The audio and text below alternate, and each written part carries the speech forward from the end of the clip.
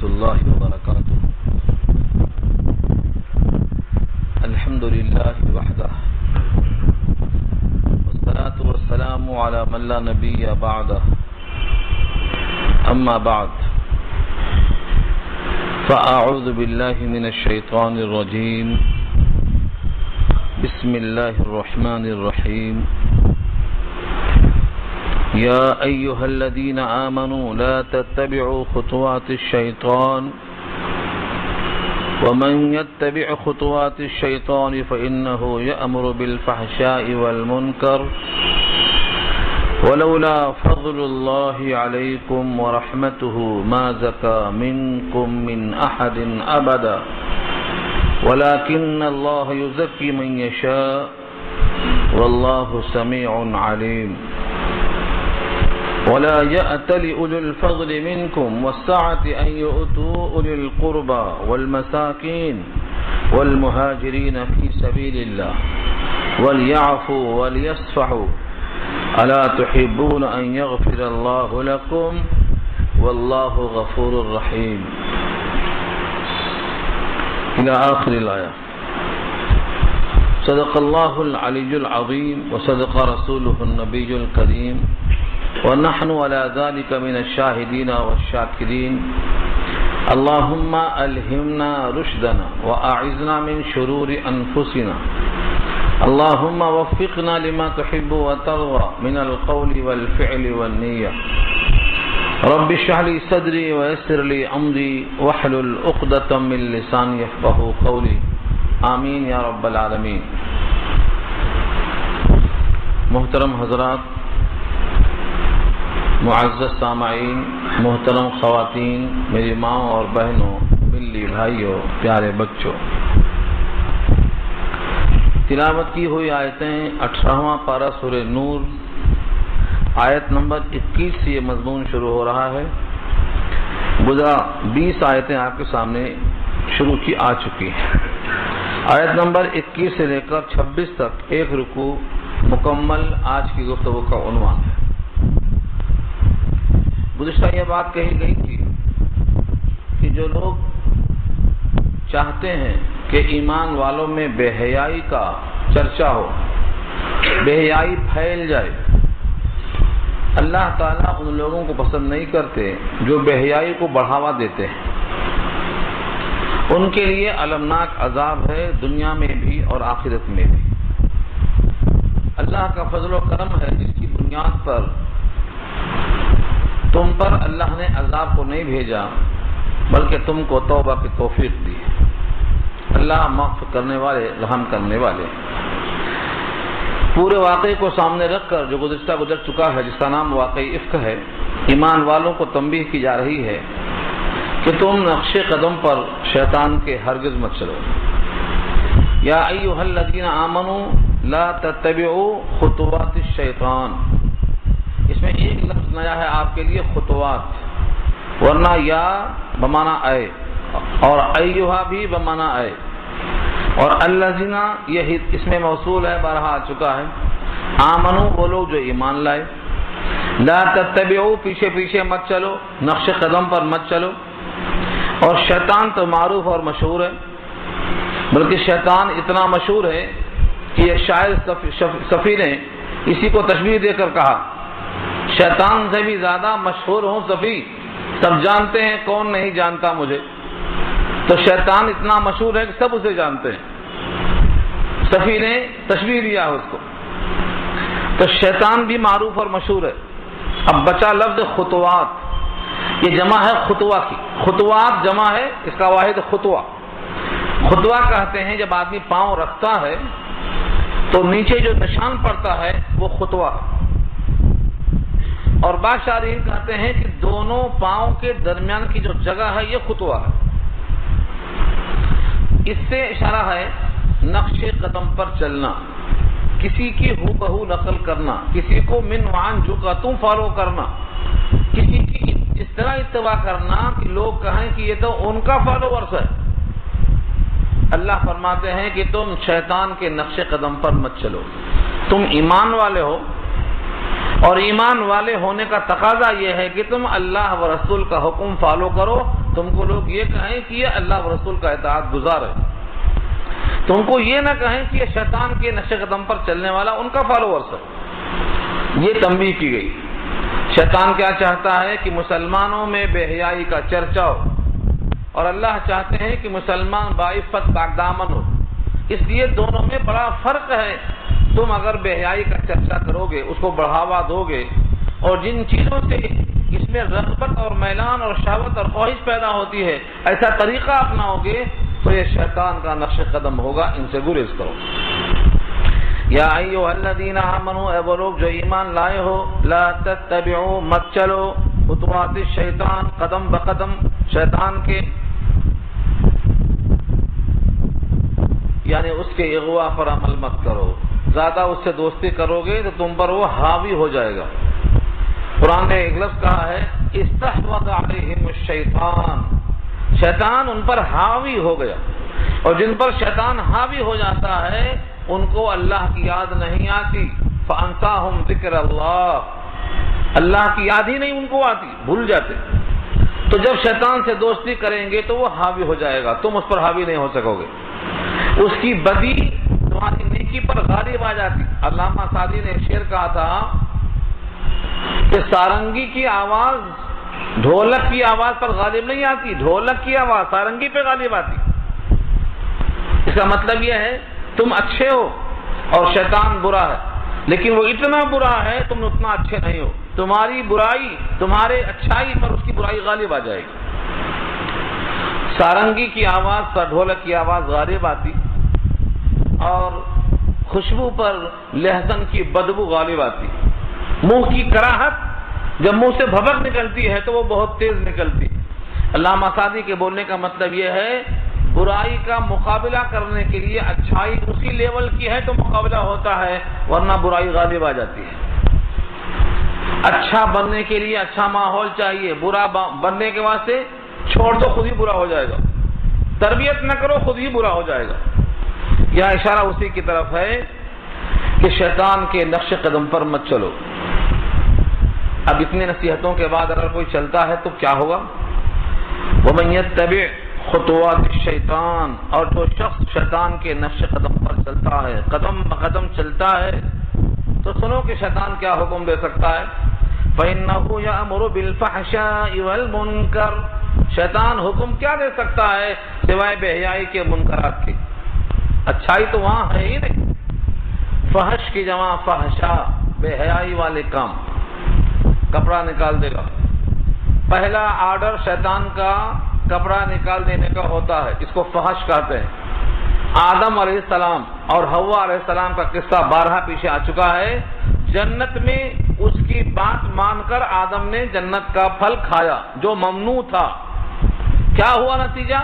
کہ جنت کے شاہی لباس آدم اور حوا دونوں کے جسم سے اتر گئے، اور دونوں اپنے ستر کو چھپانے کے لیے جنت کے پتوں کو توڑ توڑ کر شرمگاہوں پہ چپکانے لگے۔ سورہ اعراف پارہ 8 میں تفصیل موجود ہے۔ اس کا مطلب یہ نکلا کہ جب تمہارے باپ دادا آدم کو اس نے ایسا حکم دیا ہے بے حیائی کا، ستر کے اتر جانے کا، تو تم بھی اس کی بات مانو گے تو اس کا پہلا حکم ہوگا بے حیائی کا۔ کہے گا حجاب نکالو، حجاب ختم۔ اور جب آدمی حجاب ختم ہو گیا تو بے حجاب ہو گیا، اور بے حجابی میں انسان کیا کچھ کر سکتا ہے یہ شیطان بڑھاوا دیتا ہے۔ شیطان تو انسان کے خون کی رگوں میں چلتا ہے، اور جو جو دل میں وساوس آتے ہیں وہ اسی خون کے توسط شیطان ڈلتا ہے۔ ان الشیطان یجری مجری الدم، جہاں جہاں خون جاتا ہے وہاں وہاں شیطان جاتا ہے۔ تو شیطان کا حکم ماننے سے آدم کا لباس چلا گیا۔ پھر توبہ صلہ کے بعد، استغفار کے بعد اللہ تعالیٰ نے معافی قبول فرمایا۔ یہاں اشارہ اسی کی طرف ہے، بالفحشاء میں بے حیائی کا حکم دے گا۔ والمنکر، منکر جو عمل جس پر نکیر کی گئی ہو، جس پہ شریعت نے اعتراض کیا ہو، اس کو منکر کہتے ہیں، جمع اس کی منکرات آتی ہے۔ دنیا میں بہت سی چیزیں منکر ہیں، لیکن سب سے بڑا منکر شرک ہے۔ اس کائنات میں سب سے بڑا منکر جس پر نکیر کی گئی ہے وہ شرک ہے۔ اللہ کے ساتھ، اللہ کے ذات اور صفات میں کسی کو شریک کرنا، یہ سب سے بڑا منکر ہے۔ وَلْتَكُن مِّنكُمْ امۃ یدعون الی الخیر ویأمرون بالمعروف وینہون عن المنکر. امت محمدیہ کا امتیاز بتایا گیا ہے کہ تم بہترین امت ہو، دعوت دیتے ہو خیر کی طرف اور منع کرتے ہو منکر سے. تو وہاں منکر سے مراد ظلم اور شرک ہے. ظلم بھی منکر ہے، لیکن اعلیٰ درجے کا جو ظلم ہے وہ شرک ہے، اسی کو منکر کہا گیا ہے. تو دو کام کا حکم دیتا ہے شیطان خاص طور سے، ایک بے حیائی کی طرف سے جہنم میں لے جاتا ہے، اور ایک منکر کا حکم دے کر شرک میں مبتلا کرتا ہے. شرک میں کیسے مبتلا کرتا ہے؟ تلبیس ابلیس دیکھو، تلبیس ابلیس، ابلیس کی چالیں. سب کے پاس ایک ہی داؤ نہیں ہوتا. جتنے انسان ہیں ان کا ذریعہ معاش کیا ہے، ان کی طبیعت کا میدان کیا ہے، ان کا جذبہ اور تقاضا کیا ہے، کس آدمی کی کیا کمزوری ہے، کون مال کی کمزوری رکھتا ہے، کون خواہشات کی کمزوری رکھتا ہے، اسی لحاظ سے شیطان اس کے پاس آتا ہے. یہ کس نے لکھا ہے؟ علامہ ابن الجوزی نے کئی کتابوں کے اندر لکھا ہے. تو تلبیس ابلیس ایک فن ہے، ابلیس کیسے بھٹکاتا ہے. لکھا ہے جو آدمی جتنا متقی ہوتا ہے اتنے درجے کا شیطان اس کے پاس آتا ہے. بلکہ صوفیہ تو بہت آگے بڑھ کے بولتے ہیں کہ عالم کے پاس شیطان جو آتا ہے وہ 1000 درجے قوت رکھ کر آتا ہے عام انسانوں کے مقابلے میں، کیونکہ وہ سمجھتا ہے کہ ان کے پاس دلائل ہوتے ہیں تو ایسے دلائل پیش کرتا ہے کہ انسان زیر ہو جائے. بہت سے دلائل اس کی مثالیں ہیں. یہ تمام چیزوں کا حاصل کیا نکلا؟ یہ کچھ شیطان نے چکما دیا تھا تو بھولے بھالے مسلمان بھی تہمت لگانے کی ہاں میں ہاں لگ گئی تھی اور نتیجے میں ان کو 80 کوڑے کھانا پڑا. پھر بھی اللہ کا یہ فضل ہے کہ توبہ کی توفیق ہو گئی. توبہ توفیق اور توبہ کی قبولیت اور عذاب کا فوراً نہ بھیجنا اور آخرت میں عذاب سے محفوظ اور معمون کر دینا، یہ سب اللہ کا فضل ہے. آگے وہی ارشاد ہے وَلَوْلَا فَضْلُ اللَّهِ عَلَيْكُمْ وَرَحْمَتُهُ، اور اگر تم پر اللہ کا فضل و کرم نہ ہوتا، اس کی رحمت نہ ہوتی، مَا زَكَىٰ مِنكُم مِّنْ أَحَدٍ أَبَدًا، تو کبھی بھی کسی کو تم میں سے اللہ پاک نہ کرتا توبہ کے ذریعے. غلطی ہو گئی تھی، اس غلطی کی برداشت میں نہ تم کو توبہ کی توفیق دیتا، نہ توبہ قبول کرتا، نہ دنیا کا عذاب ٹلتا نہ آخرت کا ٹلتا. تم ہمیشہ کے لیے معصوم ہو جاتے، لیکن تم پر اللہ کا فضل و کرم، اس کی رحمت ہے کہ توبہ کی توفیق دیا. یہاں سے یہ بات معلوم ہوئی، غلطی کرنا آدم کی فطرت میں تو ہے، لیکن غلطی پہ اڑ جانا اور توبہ کی توفیق نہ ملنا یہ شیطان کی صحبت کی وجہ سے ہوتا ہے. غلطی آدم سے ہوئی، لیکن آدم غلطی پر فوراً نادم ہوئے، شرمندہ ہوئے. حدیث میں آتا ہے التائب من الذنب کمن لا ذنب له، توبہ کرنے والا گناہوں سے ایسا ہے جیسے اس نے گناہ کیا ہی نہیں. التائب حبیب الرحمن، رحمان کا محبوب بن جاتا ہے. لیکن اگر توبہ کر کے اسی پہ اڑا رہا اور توفیق نہیں ہوئی، توبہ کی توفیق سلب ہو گئی، تو اب یہ اللہ کے فضل سے، اللہ کی رحمت سے محروم ہو رہا ہے. کیونکہ مومن کے بارے میں آیا ہے وَلَمْ يُصِرُّوا عَلَىٰ مَا فَعَلُوا وَهُمْ يَعْلَمُونَ، جو وہ کرتے ہیں اس پہ اڑتے نہیں ہیں، بلکہ تجزیہ کرتے ہیں کہ صحیح کیا ہے غلط کیا ہے، اپنی غلطی پر نادم ہو کر توبہ کی توفیق مانگتے. یہاں سے بات معلوم ہوئی اگر تم پر اللہ کا فضل و کرم، اس کی رحمت نہ ہوتی تو کبھی بھی تم میں سے کسی کو توبہ کی توفیق دے کر پاک اور صاف نہ کرتا. وَلَكِنَّ اللَّهَ يُزَكِّي مَن يَشَاءُ، لیکن اللہ تزکیہ کرتے ہیں جس کو چاہتے ہیں. یزکی، تزکیہ کرتے ہیں، دل کی تطہیر کرتے ہیں. کیسے؟ توبہ کی توفیق دے کر، تمہارے گناہوں کو تمہاری آنکھوں میں گناہ بتا کر نادم ہو کر شرمندگی کی توفیق دے دینا، یہ ذریعہ بنتا ہے تزکیہ کا. گناہ ہو گیا، آدم کی اولاد سے توبہ کرنے کا ایک وقت بتایا اللہ نے کہ سارے گناہ اس سے دھل جاتے ہیں. ہر نماز میں سکھلایا ہے رب کریم نے اللہم انی ظلمت نفسی ظلما کثیرا ولا یغفر الذنوب الا انت. یہ وہی تو ہے. ہم نہیں جانتے کہ ہم نے کیا کیا غلطیاں کی ہیں ایک نماز سے لے کر دوسری نماز کے درمیان میں. یہ سارے گناہ دھلنے کا یہ توبہ سکھلایا اللہ نے. اور جس کو نماز ہی کی توفیق نہیں ہوتی ہے یہ توبہ کی توفیق کیسے ہوتی؟ تو نماز کی توفیق ہونا در حقیقت توبہ کی توفیق اس کا جز ہے، شامل ہے اس میں یہ۔ اللہ جس کو چاہتے ہیں توبہ کی توفیق دیتے ہیں اور تزکیہ کی توفیق دیتے ہیں۔ واللہ سمیع علیم، اور اللہ سننے والے جاننے والے ہیں۔ سمیع ہر ایک کی بات سنتے ہیں، رات میں، دن میں، صبح شام، کسی وقت، اور علیم دلوں کا حال جانتے ہیں کہ دل سے نادم ہے یا صرف اوپر سے کلے پیٹ رہا ہے۔ صرف اوپر سے کلے پیٹ رہا ہے، اندر سے نادم شرمندہ نہیں ہے تو اللہ کے علم ہے، اللہ سے چھپایا نہیں جا سکتا۔ اس لیے توبہ کا اہم جز یہ ہے کہ اپنے عمل پر نادم ہو، آئندہ سے نہ کرنے کا عزم ہو، جو غلطی ہو چکی ہے اس کی تلافی کی سعی کرے، بندے کا حق ہے تو ادا کرے، اللہ کا حق ہے تو سچی توبہ کرے اور معافی چاہے، کوئی کفارہ ہے تو ادا کرے، نمازیں ہیں تو قضا کرے، جس قسم کی غلطی ہے اس کی تلافی کی پوری سعی اور کوشش کرے۔ اس کے بعد اس واقعے کا ایک اہم جز تھا جو آپ سن چکے ہیں، حضرت مصطح رضی اللہ تعالی عنہ، جو اس واقعے میں منافقوں کی ہاں میں ہاں ملا دیے تھے، حالانکہ بدری صحابی تھے، بدری صحابی ہیں، لیکن حضرت عائشہ کی تہمت لگانے والوں کے ساتھ صرف شریک ہو گئے، ہاں میں ہاں ملا دیا۔ اور حضرت ابوبکر صدیق رضی اللہ تعالی عنہ مصطح کی خبرگیری کرتے تھے، خرچہ دیا کرتے تھے، ماہانہ وظیفہ مقرر کیا کرتے تھے، کیونکہ مصطح غریب بھی تھے، فقراء میں سے تھے، بدری صحابی تھے، اور ساتھ ساتھ سیدنا ابوبکر صدیق کے رشتے میں آتے تھے۔ رشتہ داریوں کی لمبی تفصیل ہے، میں ادھر جانا نہیں چاہتا ہوں کہ رشتہ کس قسم کا تھا۔ تو رشتہ ایمان کا رشتہ، پھر جسمانی رشتہ، پھر بدری صحابی، ان تمام وجہوں سے وہ ماہانہ ان پہ خرچ کیا کرتے تھے۔ جب یہ واقعہ پیش آیا اور 80 کوڑے مارے گئے، مصطح کو بھی، حسان کو بھی، ہمنا کو بھی، ان تمام لوگوں کو کوڑے مارے گئے، تو ظاہر یہ ہے کہ ایک غیور شخص کو غصہ آنا فطری چیز ہے کہ جس نے میری بیٹی پر الزام لگانے میں، تہمت لگانے میں، ہاں میں ہاں ملانے میں پیش رہا ہو، اب میں آئندہ اس کا خرچہ نہیں دے سکتا، اب میں اس کو اپنے طرف سے کسی قسم سے کوئی مالی تعاون نہیں دے سکتا۔ یہ انہوں نے ٹھان لیا اور قسم کھا لیا۔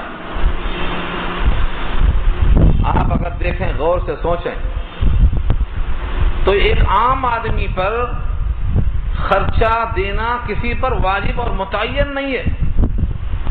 کسی بھی فقیر کو کوئی بھی امیر دے سکتا ہے، لیکن کسی مخصوص فقیر کو کسی مخصوص امیر کے ذمہ نہیں کیا ہے تم اس کو ضرور دینا، لازم نہیں کیا اللہ نے۔ اس طرح آپ کے قسم کھا لینے میں کوئی حرج نہیں تھا، لیکن جن کے رتبے ہیں سوا، ان کو سوا مشکل ہے۔ جو نمونہ بننے والے ہیں ساری کائنات میں، انبیاء کے بعد صحابہ کی جماعت نمونہ ہے اس زمین پر۔ وہ صحابہ کرام کو اللہ نے بلند اخلاق کا حامل بنایا تھا، ان کی شرافت، کرامت، ان کے اخلاق عالیہ اتنے بلند ہیں کہ دنیا میں اب کوئی بھی ایسی جماعت تیار نہیں ہو سکتی۔ ان کے بلند اخلاق سے یہ بات بعید تھی کہ آپ جس کو دیا کرتے تھے اس کو دینا بند کر دیں، حالانکہ آپ کا ذمہ واجب نہیں تھا۔ کسی بھی انسان کا خرچہ ذمہ کب واجب ہوتا ہے؟ جب براہ اس سے متعلق ہو، اس کی اولاد میں ہو، جس کی میراث اس کو ملنے والی ہے۔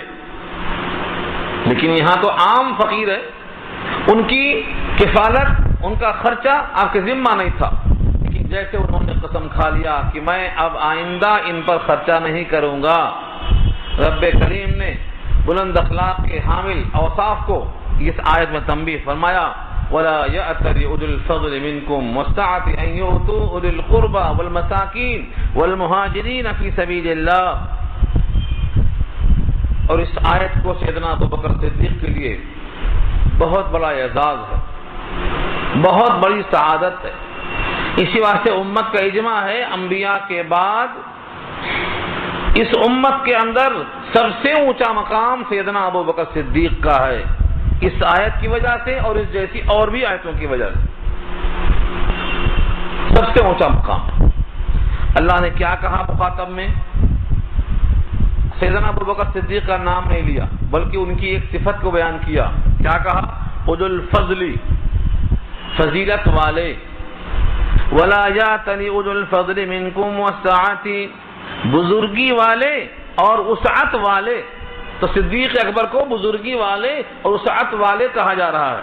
مخصوص ایک آدمی کو اگر حکم دیا جائے تو یہ واجب ہو جاتا، لیکن ایک آدمی کے ذریعے ساری امت کو یہاں تنبیہ کرنا مقصود ہے کہ جس کو اللہ نے فضل دیا ہو، جس کو اللہ نے وسعت دیا ہو، مالی وسعت ہو اور علمی فضل اور کمال حاصل ہو، اس کو چاہیے کہ چھوٹی چھوٹی باتوں سے دل کو تنگ نہ کرے بلکہ اپنے وسعت ظرفی سے لے کر ہر کم ظرف کو اس کے اندر باقی رکھے اور سب کو دیتا رہے۔ سمیٹ لیا رب کریم نے۔ اور حدیث میں آتا ہے یہ صلہ رحمی نہیں ہے کہ جو تم کو دے تم اس کو دے دو، جو تم سے جڑے تم اس سے جڑ جاؤ، بلکہ ایسا ہے کہ جو تم سے کٹے اس سے جڑ جاؤ، جو تم پر ظلم کرے اس کو معاف کرو، جو تم کو نہ دے تم اس کو دے دو۔ سل من قطعک واعف عمن ظلمک۔ مگر یہ آسان نہیں ہے، بولنا آسان ہے، عمل کرنا کوئی آسان نہیں ہے، یہ بڑا صبر کا معاملہ ہے۔ اور یہ اللہ خود کہتے ہیں وَيُلَقَّاهَا إِلَّا الصَّابِرُونَ، یہ توفیق صرف صبر کرنے والوں کو ہوتی ہے، سب کو نہیں ہوتی ہے۔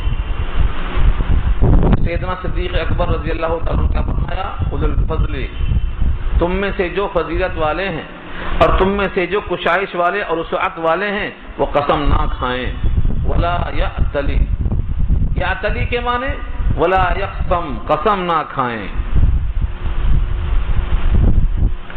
ان یعطو کہ وہ دیں، اولی القربى قرابت داروں کو، والمساکین مسکینوں کو، والمہاجرین ہجرت کرنے والوں کو، فی سبیل اللہ اللہ کے راستے میں، اللہ کے راستے میں ہجرت کرنے والوں کو، مسکینوں کو، قرابت داروں کو دیں۔ ایسی قسم وہ نہ کھا لیں کہ اب ان کو دینا ہم بند کر دیں گے۔ صیغہ مجہول کا ہے، امر کا دو اندازہ ہوتا ہے، ایک تو یہ ہے کہ تم کرو ایسا، اور ایک ہے ان کو ایسا نہ کرنا چاہیے، یہ ان کو ایسا نہ کرنا چاہیے، یہ امر مجہول ہے۔ تم ایسا کرو یہ امر معروف ہے۔ یہاں انداز اللہ کا دیکھو، سیدنا ابو بکر صدیق کو مخاطب نہیں کیا کہ تم ایسا کیوں کرتے ہو، کیونکہ ان پر واجب نہیں تھا، لیکن یہ انداز بتا دو کہ اللہ نے جس کو فضل دیا، علمی فضل و کمال، اور جن کو وسعت مال دیا، کشائش دیا، ان کو چاہیے کہ وہ ایسی قسم نہ کھائیں کہ وہ قرابت داروں کو اور ان کو نہ دیں گے۔ جس طرح آپ کے اوپر واجب نہیں ہے کہ آپ فقیروں کو دیں، ایسے اللہ پر واجب نہیں ہے کہ تمہاری مغفرت کر دیں۔ اللہ کا ذمہ بھی واجب نہیں تمہاری بخشش کر دیں۔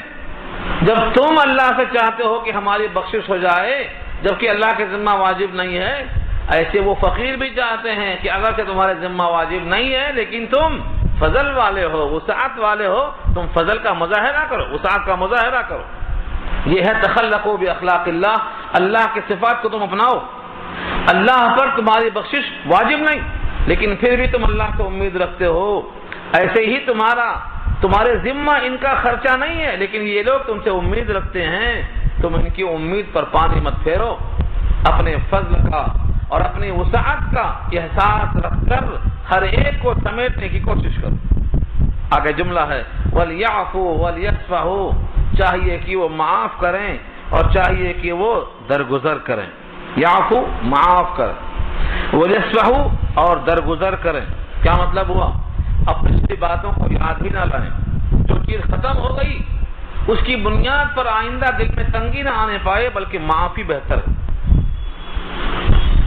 یہ کہہ کر اللہ نے اب براہ راست خطاب کیا ہے ذو الفضل کو، اولو السعہ کو، الا تحبون، کیا تم نہیں چاہتے ہو ان یغفر اللہ لکم کہ اللہ تمہاری مغفرت کر دے؟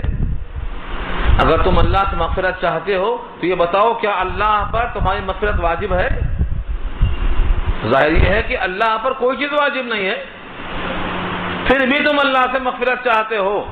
ایسے ہی تم پر ان غریبوں کی غربا پروری واجب نہیں ہے، لیکن تمہیں فضل والا بنایا ہے، فضل و کرم والا، وسعت والا، تمہیں اس کی وجہ سے ان پر نگہبانی کرنا چاہیے۔ اس آیت کو سن کر سیدنا ابوبکر صدیق رو پڑے اور روتے ہوئے کہتے ہیں بلا انی احب اللہ ان یغفر لی، ہاں کیوں نہیں، میں چاہتا ہوں کہ اللہ میری مغفرت فرمائے، میں چاہتا ہوں کہ اللہ میری بخشش فرمائے۔ اور یہ جملے کا مطلب یہ تھا اگرچہ میرا استحقاق نہیں ہے لیکن میں چاہتا ہوں، اسی لیے اگرچہ ان فقراء کا کوئی استحقاق نہیں ہے لیکن میں اپنی قسم کو توڑ کے کفارہ ادا کرتا ہوں اور ان کو جاری کرتا ہوں۔ بخاری کی روایت میں یہ فرمایا کہ اب آئندہ ان کا خرچہ میں ڈبل کر دوں گا اور زندگی بھر کبھی بند نہیں کروں گا، کیونکہ ان پر فضل و کرم کرنا اللہ کو اگر مطلوب اور پسندیدہ ہے، اور ان کے اوپر خرچ کرنا ایک مشابہت رکھتا ہے کہ اللہ سے ہم مغفرت چاہتے ہیں بلا استحقاق سے، تو پھر ہم مغفرت چاہتے ہیں۔ اور اگر اللہ نے یہ شرط رکھی ہے کہ ان پر تم رحم کھاؤ تو میں تم پر رحم کھاؤں گا، تو سستا سودا ہے، بہت سستا سودا ہے۔ اسی لیے ان کا خرچہ ڈبل کر دیا اور زندگی میں کبھی بھی ایسی نوبت نہیں آئی کہ بند کیا، ہمیشہ دیتے رہے۔ واللہ غفور الرحیم، اور اللہ مغفرت کرنے والے، رحم کرنے والے ہیں۔ یہ دو جملے تقاضے کرتے ہیں، اللہ کی صفت میں غفور ہے، اللہ کی صفت میں رحیم ہے، یہ دو صفتیں۔ جب اللہ غفور اور رحیم ہے، مغفرت کرتے ہیں اور رحم کرتے ہیں، یہ دونوں چیزیں اللہ پر واجب نہیں ہیں بلکہ اللہ کی صفت ہے، اللہ نے اپنے اوپر خود صفت رحمت کو لازم کر لیا ہے، تو تم بھی اپنے اس صفت کو اپناؤ۔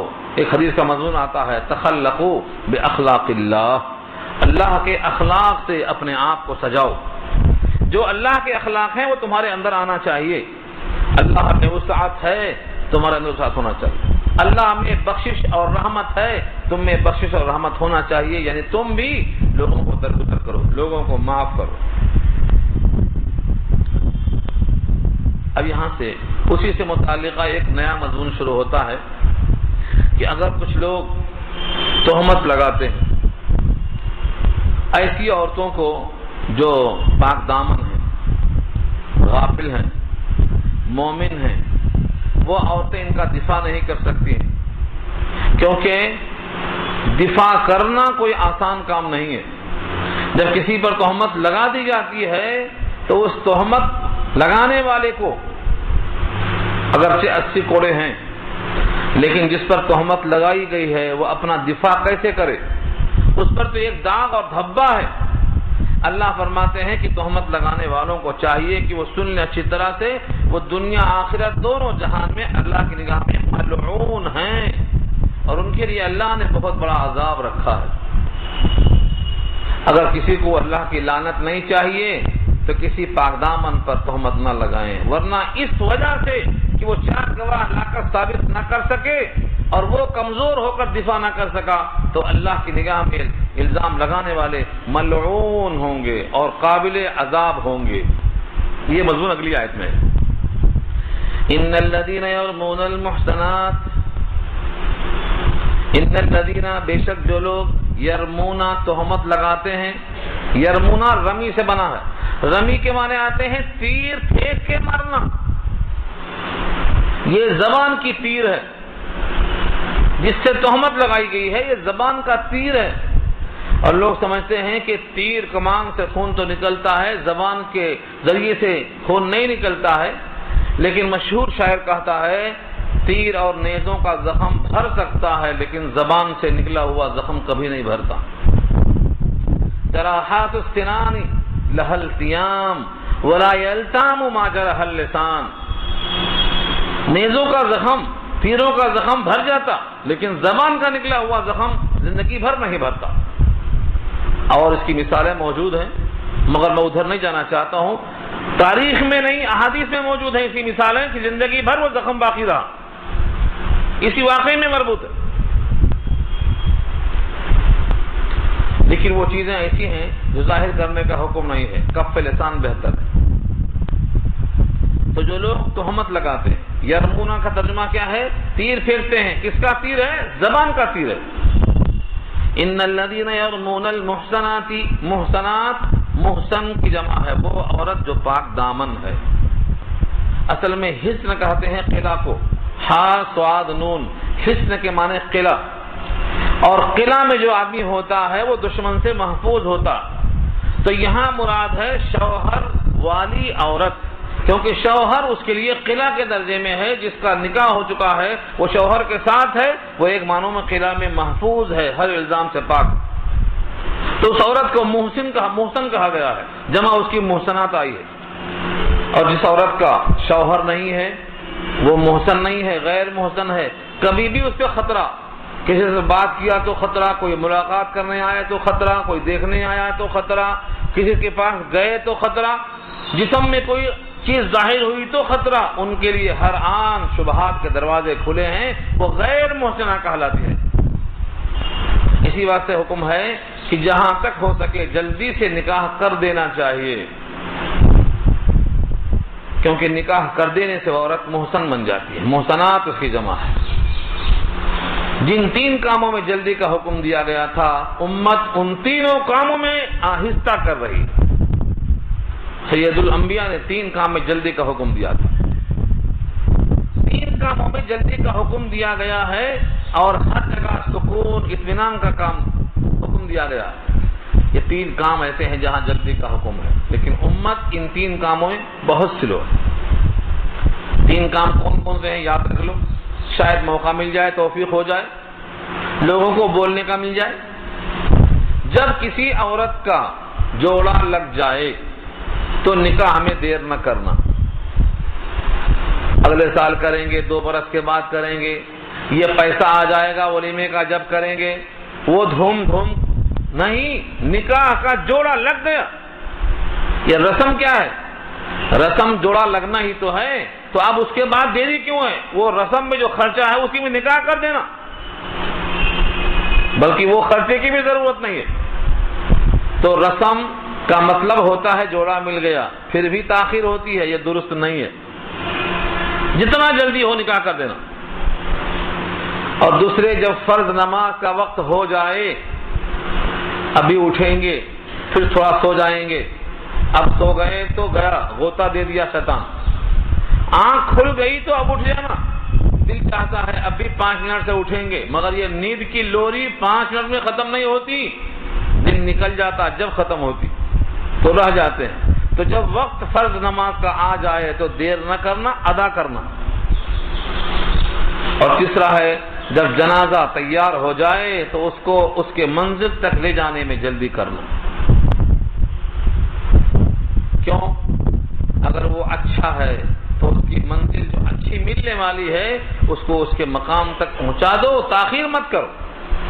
اور اگر خدا نہ خواستہ وہ برا ہے تو برائی کو اپنے کندھے پر کیوں رکھتے ہو، اتار کے پھینکو.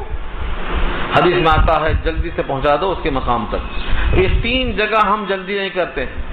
نماز میں تاخیر کرتے ہیں، جوڑا ملنے کے بعد بھی نہ جانے کن کن مرحلوں سے گزرنے کو دیر کرتے ہیں، جنازہ طے ہونے کے بعد میں بھی ان کا برف میں رکھ کے انتظار کرتے ہیں. 3 عورت.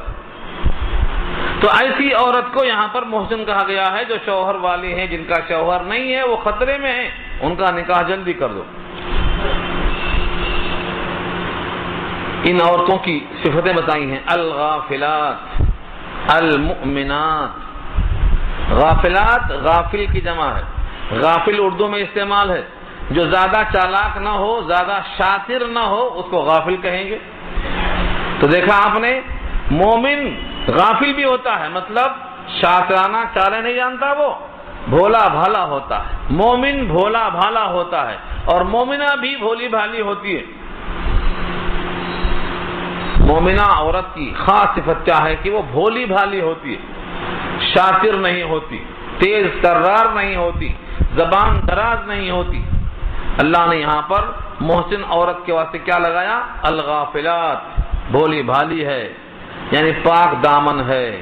وہ چھپ کر دوستی نہیں جانتی، دوسروں سے آشنائی نہیں جانتی، ہیرا پھیری نہیں جانتی. اس کی حیات بالکل بے غبار ہے، صاف ستھری ہے. تو ایک عام عورت کو حاصل ہے وہی اس کو بھی حاصل ہے. المؤمنات، یقین کرنے والی ہے. ایسی عورتوں پر کوئی تہمت لگا دے، اللہ فرماتے ہیں اس کی عزت و آبرو تمہاری نگاہ میں ہلکی تھی، تم نے داغدار کر دیا۔ اللہ کی نگاہ میں مومن مرد یا مومن عورت دونوں کی آبرو کتنی اہم ہے۔ تو آپ نے وہ حدیث سنا ہوگا، نبی صلی اللہ علیہ وسلم نے صحابہ سے پوچھا یہ کون سا مہینہ ہے؟ جب کوئی آواز نہیں آئی تو فرمایا کیا یہ ذی الحجہ نہیں ہے؟ فرمایا ہاں ذی الحجہ کا مہینہ ہے۔ کہا یہ کون سا مقام ہے؟ کوئی آواز نہیں آئی تو فرمایا یہ حرم کا مقام ہے، حرم کا حدود ہے۔ پھر فرمایا کہ یہ کون سی تاریخ ہے؟ تو 9 ذی الحجہ کی تاریخ ہے۔ فرمایا جس طرح سے یہ مہینہ اور یہ مقام اور یہ تاریخ اللہ کی نگاہ میں قابل احترام ہیں، ایسے ہی ایک مومن کی عزت و آبرو اللہ کی نگاہ میں ایسے ہی احترام کے لائق ہے۔ بیت اللہ حرمت کا مہینہ، حرمت کا دن، نبی اللہ نے تشبیہ دیا ہے کہ مومن کی عزت و آبرو اللہ کی نگاہ میں ایسی ہی قابل حرمت ہے۔ اب اگر کوئی کسی مومنہ پر، غافلہ پر ایسی تہمت اور ایسا الزام لگاتا ہے تو اللہ تعالیٰ کی طرف سے وہ ملعون کیوں ہوتا ہے؟ کیونکہ اس نے گویا حرم کی حرمت کو پامال کیا ہے، بیت اللہ کی حرمت کو پامال کیا۔ اس واسطے فرمایا لعنت کی گئی فی الدنیا والآخرہ، دنیا میں بھی اور آخرت میں بھی وہ ملعون ہے۔ اور مقام لعنت کیا ہے؟ مقام رحمت کی ضد ہے۔ مقام رحمت اللہ کی جنت ہے اور مقام لعنت اللہ کی جہنم ہے، اس لیے جہنم جانے کا حقدار بن گیا، اور جس کے واسطے جہنم ہے آخرت میں، دنیا میں اس پر اللہ کی نگاہ کرم نہیں پڑ سکتی، دونوں مقام پہ ملعون ہے۔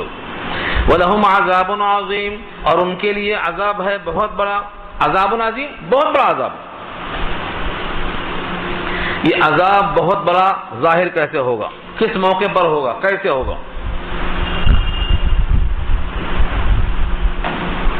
انسان جب آخرت میں آئے گا تو جیسے دنیا میں سمجھتا ہے کہ زبان میری ہے، ہاتھ میرا ہے، پاؤں میرے ہیں، میں ان کو جیسے چاہوں گا استعمال کر لوں گا۔ چوری کرنے گیا تو ہاتھ استعمال کر لیا، کسی سے بات کرنے گیا جھوٹ بولنے میں زبان کا استعمال کر لیا، کسی آدمی پر کسی کے پاس جانے آنے میں اپنے پیروں کا استعمال کر لیا۔ تو میرے پیر ہیں، میرے ہاتھ ہیں، میری زبان ہے۔ جب اللہ کے سامنے حاضر ہوگی اور اللہ اس سے کارگزاری پوچھیں گے تو پھر یہ اپنی زبان سے جھوٹ بولنا چاہے گا، اپنا سمجھ کر کہ میری زبان میرے قابو میں ہے۔ لیکن اللہ فرماتے ہیں کہ کچھ دیر کے لیے یا کچھ موقع کے لیے تو اس کی زبان اس کے قابو میں رہے گی، لیکن جب جھوٹ بولنا شروع کرے گا تو ہم اس کی زبان کو پلٹا دیں گے، اس کے قابو میں نہیں رہے گی۔ یہاں وہی مضمون چلا رہا ہے۔ پہلے کہے گا واللہ ربنا ما کننا مشرکین، اللہ تیری قسم ہم مشرک نہیں تھے، مشرک تھے ہی نہیں۔ جب ایسی قسمیں کھائے گا تو اللہ فرماتے ہیں کہ اب ہم منہ پہ مہر لگا دیں گے، جس کا ذکر سورہ یاسین میں آیا ہے، الیوم نختم علی افواہہم وتکلمنا ایدیہم، ہم ان کے منہ پہ مہر لگا دیں گے، ہاتھ ہمارے ان سے بات کریں گے۔ یہاں یہی مضمون ہے، یوم تشہد علیہم السنتہم وایدیہم وارجلہم بما کانوا یعملون، جس دن گواہیاں دیں گے ان کے خلاف، یوم جس دن، تشہد شہادت دیں گے، علیہم ان کے خلاف۔ دیکھو شہیدہ کے معنی گواہی، شہیدہ کے بعد علی آ جائے تو گواہی مخالفت میں دینا، اسے قرآن حجت ہے، اگر لکا ہے تو تائید میں اور علیکا ہے تو مخالفت میں۔ القرآن حجت لکا او علیکا، قرآن حجت ہے تیری تائید میں یا تیری مخالفت میں، یہی فرق ہے لہا اور علیہا کا۔ سورہ بقرہ میں آ چکا ہے، لہا ما کسبت وعلیہا ما اکتسبت، ان کی تائید میں ہوگا جو اچھا کمایا، ان کے خلاف میں ہوگا جو برا کمایا۔ تو علیہا اور لہا کا فرق پورے قرآن کریم میں آپ کو ملے گا۔ یہاں یہ ہوتا ہے یوم تشہد علیہم، جس دن گواہی دیں گے ان کے خلاف، کون؟ السنتہم، ان کی زبانیں، السنتہم ان کی زبانیں، لسان کی جمع السنہ، ان کی زبانیں ان کے خلاف بولیں گی، وَأَيْدِيهِمْ اور ان کے ہاتھ، یدن کی جمع ہے، وَأَرْجُلُهُمْ رجل کی جمع ہے، ان کے ارجل، ان کے پیر بھی خلاف، بِمَا كَانُوا يَعْمَلُونَ جو وہ کیا کرتے تھے سب بتا دیں گے کھول کے۔ زبان بتا دے گی اس سے غیبت ہوئی، اس سے چغلی ہوئی، اس سے تہمت ہوئی، اس سے غافلہ مومنہ عورتوں پر الزام تراشی ہوئی، زبان بولے گی، ہاتھ بولیں گے، پیر بولیں گے۔ یہاں تو اتنا ہی ذکر کیا ہے اللہ نے، سورہ حامیم مستضع پارہ 24 میں تو اللہ نے اور کھول کر رکھ دیا۔ انسان حیرت میں اپنے جسم سے مخاطب ہو کے بولے گا تم کو ہم اپنا سمجھتے تھے، تم نے ہمارے خلاف گواہی دے کر ہم کو جہنم میں بھیجنے کا انتظام کیوں کر دیا؟ حیران پریشان پوچھے گا۔ جسم کے چمڑے سے مخاطب ہو کر بولے گا تمہارے لیے تو ہم نے کھانے کا، پینے کا، چکنا رکھنے کا انتظام کیا تھا اور تم نے ہمارے خلاف گواہی دے کر جہنم میں بھیجنے کا انتظام کر دیا، کیوں؟ انداز ہے سورہ حامیم مستضع کا۔ وَقَالُوا لِجُلُودِهِمْ لِمَ شَهِدتُّمْ عَلَيْنَا قَالُوا أَنطَقَنَا اللَّهُ أَنطَقَ كُلَّ شَيْءٍ کیوں تم نے گواہی دی؟ چمڑا اب تک جسم میں لگا تھا تو یہ سمجھتا رہا کہ میرا چمڑا ہے، میری زبان ہے، میرا ہاتھ ہے، میرا پیر ہے، لیکن در حقیقت یہ اللہ کا ہے، اللہ کا دیا ہوا ہے۔ زمین بھی بولے گی، آسمان بولے گا، اس لیے وہ کہے گا انطقنا اللہ انطق کل شیء، جس نے ہر چیز کو گویائی دی ہے اس نے آج مجھے گویائی دی ہے۔ جو کل تک زبان سے بولنے کا کام لیا کرتا تھا آج جسم کی ران سے، اس کے چمڑے سے بولنے کا کام لے رہا۔ زبان بھی تو چمڑا ہی ہے، کان بھی تو چمڑا ہی ہے، اس سے سننے کا، اس سے بولنے کا۔ تو کل قیامت کے دن یہ چمڑا بولے گا اور انسان اپنے خلاف گواہیاں سن کر حیران و پریشان ہوگا۔ اس دن اللہ فرماتے ہیں یومئذ یوفیہم اللہ دینہم الحق ویعلمون ان اللہ هو الحق المبین۔ اس ایک آیت میں اہل حق کی تسلی کا سامان ہے۔ جس دن اللہ دیں گے، یومئذ جس دن، یوفیہم اللہ اللہ ان کو واجبی بدلہ پورا پورا دیں گے۔ وفا یوفی کے معنی پورا پورا دینا، دینہم الحق، دین کے معنی یہاں بدلہ، مالک یوم الدین فیصلے کا دن اور مالک یوم الدین بدلے کا دن، تو دین کے معنی بدلہ کے بھی آتے ہیں، یہاں مراد وہی لیا ہے دینہم الحق، اللہ تعالی ان کا واجبی بدلہ پورا پورا دے گا اس روز، ٹھیک ٹھیک جیسا انہوں نے عمل کیا تھا، جتنی نمازیں پڑھی تھیں، جتنا سچ کہا تھا، جتنا پاک دامن تھے، جتنا باعفت تھے، ان کا بھرپور بدلہ ان کو اللہ دیں گے۔ الحق کے معنی حقیقت کے مطابق ٹھیک ٹھیک دیں گے۔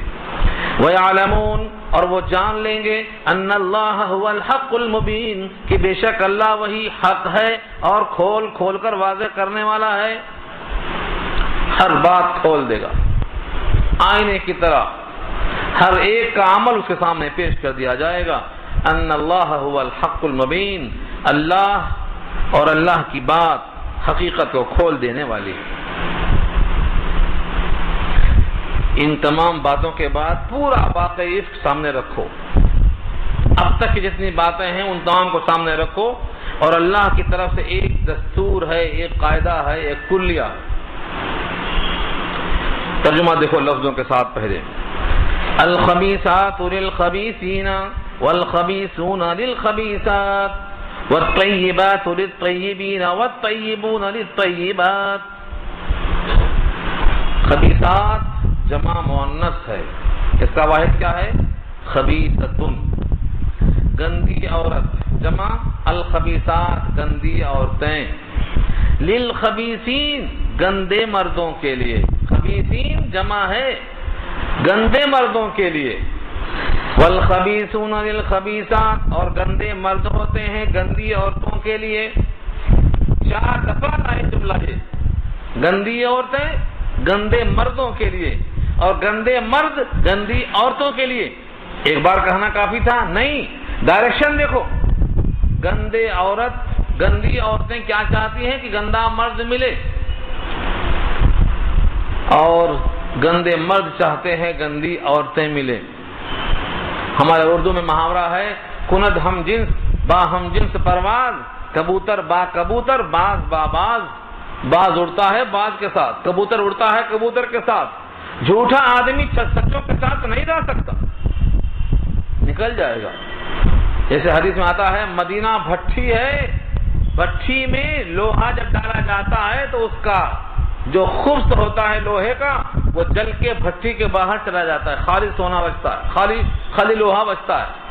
ایسے ہی جب کوئی سچا ہوتا ہے تو سچوں کے ساتھ برا آدمی یا تو بھاگ جائے گا یا تو سچا بن جائے گا۔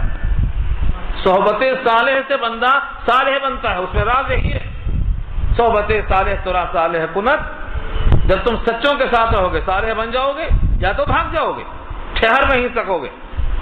تو یہاں اللہ نے جو پیغام دیا ہے وہ یہ ہے کہ گندی عورتیں گندے مردوں کے ساتھ اور گندے مرد گندی عورتوں کے ساتھ، اصول پیش کر دیا۔ آگے فرمایا والطیبات للطیبین، اور پاکیزہ عورتیں پاکیزہ مردوں کے ساتھ، والطیبون للطیبات، اور پاکیزہ مرد پاکیزہ عورتوں کے لائق۔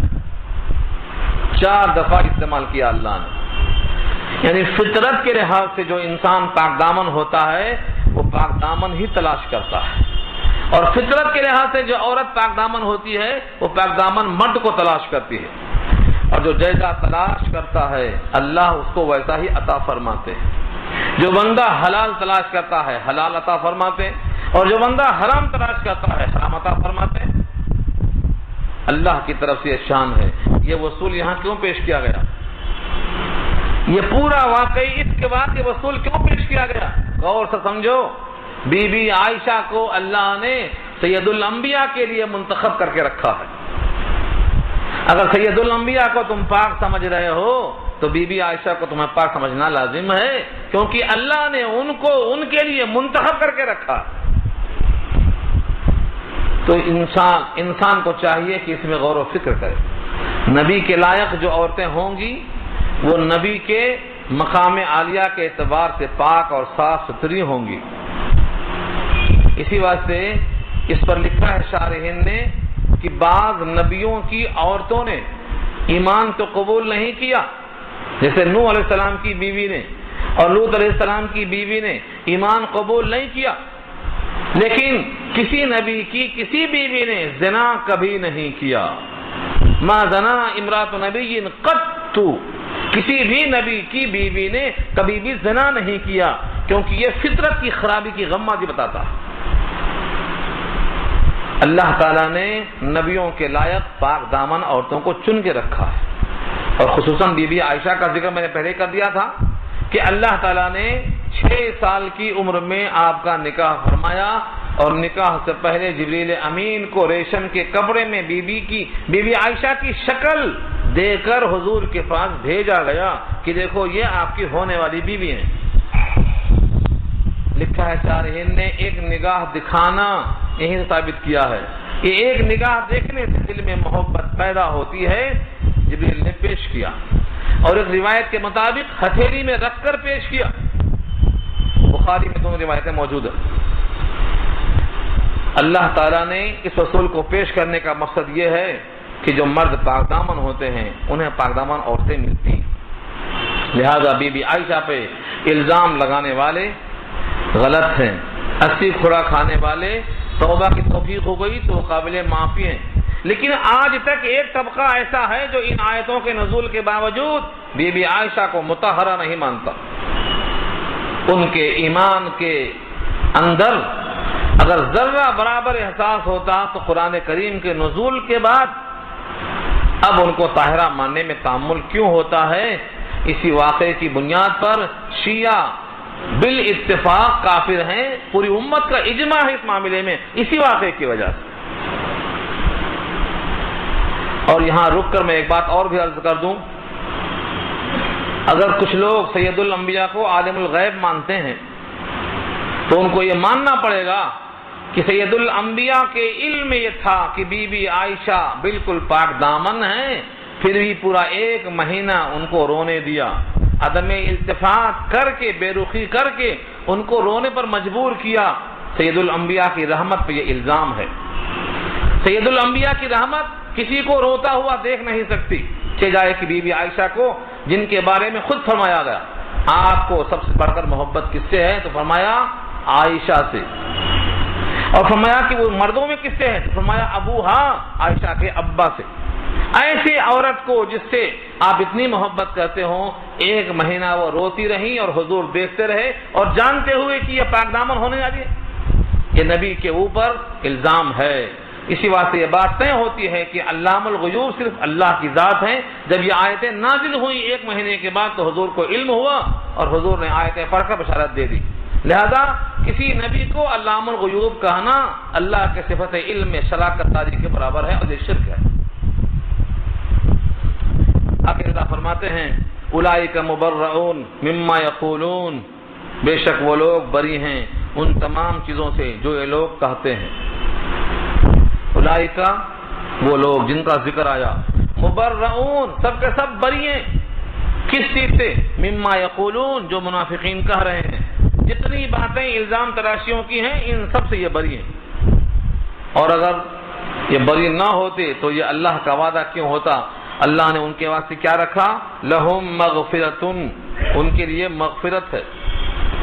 ظاہر یہ ہے کہ مغفرت آخرت میں، ورزق کریم، اور باعزت روزی ہے جنت میں. عزت کی روزی ہے اور مغفرت ہے. نبی صلی اللہ علیہ وسلم نے 5 عورتوں کو بشارت دی ہیں دنیا میں، بعد میں بشارتیں بڑھتی چلی گئی ہیں. 10 خاتون کے بارے میں بھی آیا، لیکن جو مثال اور نمونہ ہیں امت کے لیے وہ بی بی عائشہ ہیں اور بی بی خدیجہ ہیں اور بی بی فاطمہ ہیں. یہ 3 اسلام میں سے اور 2 ایک حضرت مریم بنت عمران اور 5ویں آسیہ بنت مزاحم فرعون کی بیوی. یہ نمونہ ہے ساری امت کی عورتوں کے لیے.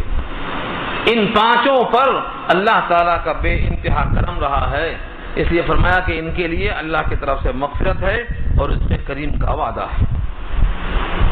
الحمدللہ رکوع پورا ہو گیا، آیت نمبر 26 تک بات ہو گئی. اب یہاں سے نیا رکوع شروع ہوتا ہے. عفت اور پاک دامنی کو بچانے کے لیے کسی کے گھر میں داخل نہ ہو جب تک کہ سلام کر کے یا کسی اور طریقے سے مانوس نہ کر لیں. یہ گفتگو انشاءاللہ آئندہ آئے گی. وقت ہو گیا ہے، دعا کر لیں. الحمدللہ رب العالمین، الصلاۃ والسلام علی سید المرسلین. یا حی یا قیوم برحمتک نستغیث. اللهم انا نسألك الهدى والتقى والعفاف والغنى. اللهم آت نفسي تقواها انت وليها ومولاها وانت خير من زكاها. اے اللہ ہماری خطاؤں کو معاف فرما. اے اللہ بے حد کرم فرما. اے اللہ ہمارے دلوں سے تمام گندگیوں کو دور فرما. اے اللہ قلب کو شرک سے پاک فرما. اے اللہ زبان کو کذب اور جھوٹ اور تہمت اور چغلی سے پاک فرما. اے اللہ نگاہوں کو اے اللہ غلط چیزوں سے پاک فرما. الہ العالمین ہمارے قلب کو کفر سے شرک سے پاک فرما. اے اللہ جب تک یہ اسلام پر باقی رکھیے، جب بھی موت مقدر ہو تو ایمان کی حالت میں آئے. اے اللہ جتنے لوگ بیٹھے ہیں سب کے دل میں جائز تقاضے، تمنائیں، مرادیں، حاجتیں، آرزویں اپنے کرم سے اے اللہ سب کی آرزوؤں کو پورا فرما. اے اللہ سب کے دل کے تقاضوں کو پورا فرما. اے اللہ جتنے لوگ قرضے سے ہیں اے اللہ مقروض ان کے قرضوں کو آسان فرما. جو رشتے شادیوں کے قابل ہیں پردہ غیب سے سنت کے مطابق ان کی شادیوں کا انتظام فرما. اے اللہ آپس میں محبت، خلوص، رواداری نصیب فرما. اے اللہ جب تک یہ اسلام پر باقی رکھیے، جب بھی موت مقدر ہو تو ایمان کی حالت میں آئے. جب دم واپسی ہو یا اللہ لب پہ جاری ہو لا الہ الا اللہ. وصلی اللہ تعالی علی خیر خلقہ سیدنا مولانا محمد و آلہ و اصحاب اجمعین برحمتک یا ارحم الراحمین یا رب العالمین. ایک اعلان سنی تب اٹھیں آپ بیٹھ کی جگہ پر. ایک اعلان تو یہ ہے کہ درس قرآن الحمدللہ پورے ہفتے میں 8 درس ہو رہا. ان تمام جگہوں میں لوگوں کو خبر نہیں ہے کہ کہاں کہاں لوگ آ سکتے ہیں. آپ کے جو رشتہ دار ہیں، دوست احباب ہیں، اکٹھا تو نہیں ہے، کچھ یہاں ہیں کچھ وہاں ہیں، تو آپس میں مربوط ہونا ضروری ہے تاکہ سب کو خبر ہو کہ درس کہاں کہاں ہوتا ہے. آپ حضرات اس کو ذہن نشین کر لیں اور اپنے اقربا کو، اعزاء کو، رشتہ داروں کو جوڑنے کی کوشش کریں، کیونکہ سب لوگ مغل پورہ نہیں پہنچ سکتے، یہ بہت دور ہے. تو ہر درس جہاں جس کو قریب لگتا ہے وہاں اپنے دوستوں کو جوڑنے کی کوشش کریں.